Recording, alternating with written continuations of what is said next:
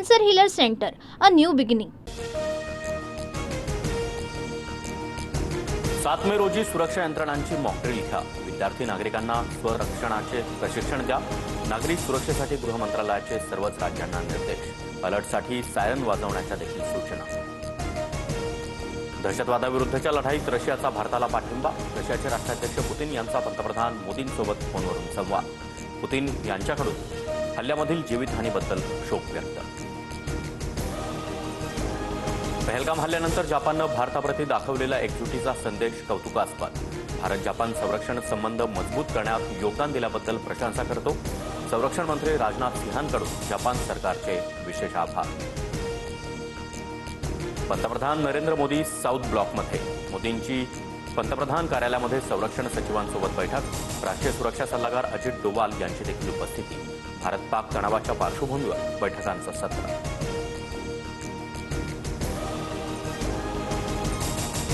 एलओसीवर भारत कधीही हल्ला करेल. पाकिस्तानी संरक्षण मंत्री ख्वाजा आसिफ घाबरला. भारत दक्षिण आशियाला अणुयुद्धाच्या उंबरठ्यावर ढकलतोय, आसिफचा आरोप. पाकिस्तानमधील मौलाना भारताशी युद्धाविरोधात. भारतासोबत युद्ध झालं तर लढायला कोण कोण जाणार या प्रश्नावर मशिदीतील उपस्थित असलेल्या एकाही पाकिस्तानी नागरिकांना हात उंचावला नाही. मौलवींचा मशिदीमधील संवाद व्हायरल. पाकिस्तानी खासदार मौलाना रहमाननं पाकिस्तान सरकारचेच कान टोचले. पाकिस्तान संसदेमध्ये चर्चेसाठी सरकारकडूनही कुणीही नाही. देश युद्धाच्या उंबरठ्यावर असताना सरकार गंभीर नाही. मौलाना रहमाननं पाक सरकारला धारेवर धरलं.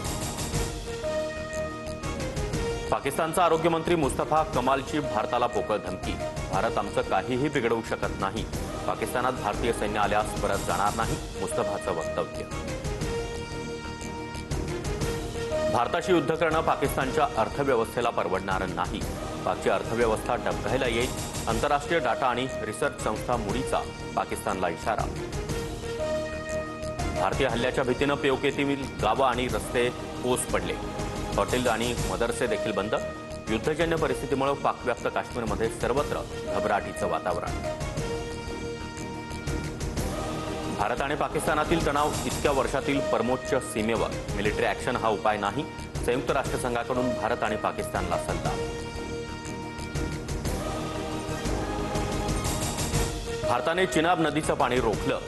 पाकची शेती संकटात. खरीपाच्या सुरुवातीलाच 21% पाणी टंचाई. पाकिस्तानच्या IRSAची माहिती. लवकरच झेलमचंही पाणी थांबवणार. पाकिस्तानच्या संसदेमध्ये भारतविरोधी ठराव एकमतानं मंजूर. पाणी अडवण्याचा कोणताही प्रयत्न युद्धाचा प्रयत्न मानला जाईल.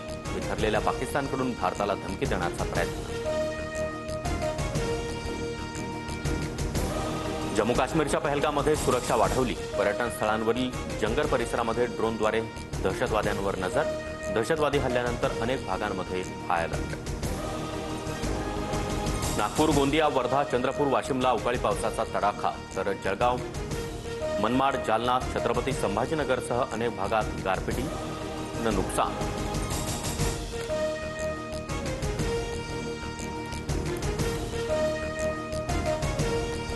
Cancer Healer Center, a new beginning.